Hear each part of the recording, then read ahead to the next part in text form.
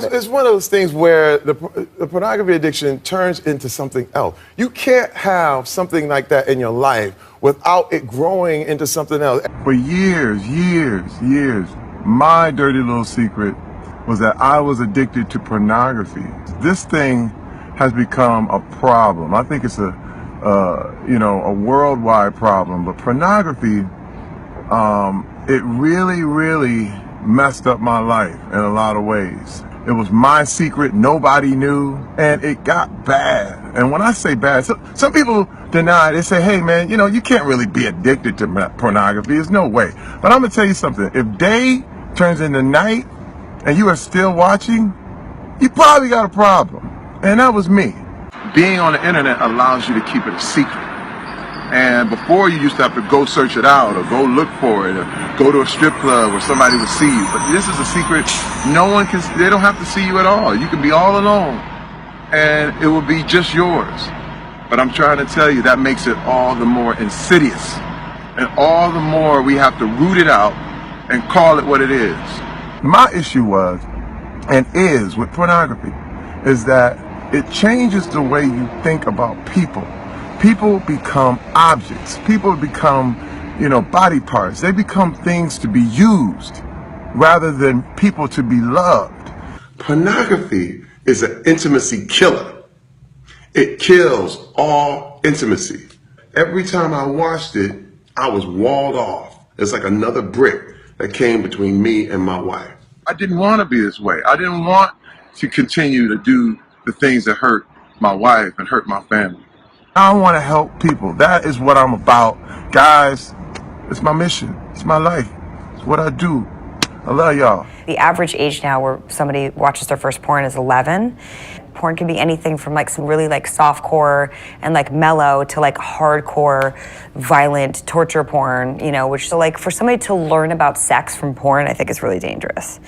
And I think that happens a lot. I had a bit of a tipping point with pop culture. I saw so much imagery in 1 week that was just fully inspired by porn and stripper culture.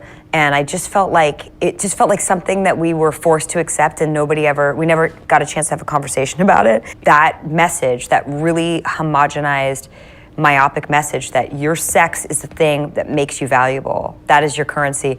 That limits women's choices. It's across the board now with Instagram, social media, pop stars, actresses. It feels like you have to be sexy to be noticed. So I think it's dangerous because we're ignoring whatever other costs there may be, Different media that we consume give us sort of unrealistic expectations as what life is supposed to be, and certainly what love or sex is supposed to be. And I've worked in TV and movies most of my life, and I've experienced this where people say to me, oh, why can't I have it like that? Or why can't I find a guy who's like that character in the movie? And the truth is real life isn't like those simplistic fantasies that you see or in a pornography clip or in a commercial for Carl's Jr.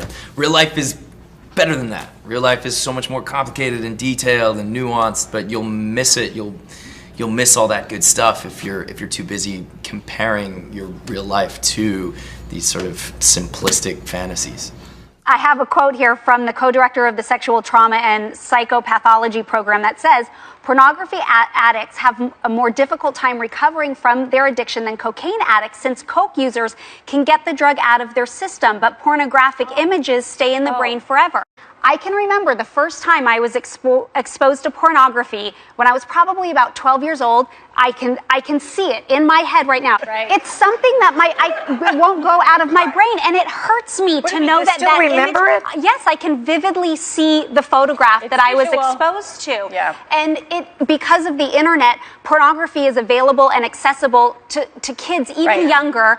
And it is such a perversion to me of what sex is supposed to be. And to have these kids so exposed to it, I think this is fantastic. Right, sex is something we're all interested in because of biological programming, but our attitudes towards sex have become warped and perverted. Pornography reduces the spectacle of sex to a kind of extracted physical act.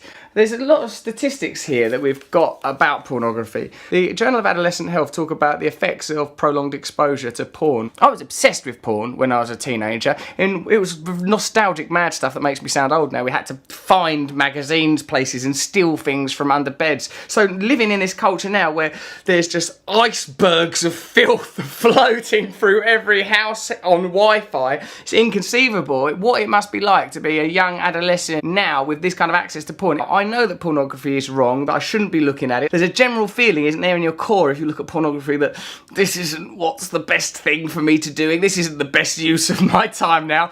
I don't put that laptop lid down and think, there! What a productive piece of time spent connecting with the world. I feel like if I had total dominion over myself, I would never look at pornography again. One day at a time, I'd kick it out of my life. Pornography is not something I like. It's something that I haven't been able to make a long-term commitment to not looking at, and it's affecting my ability to relate to women, to relate to myself, my own sexuality. The direction we should be going in is how can we understand our sexuality? How can we express it lovingly?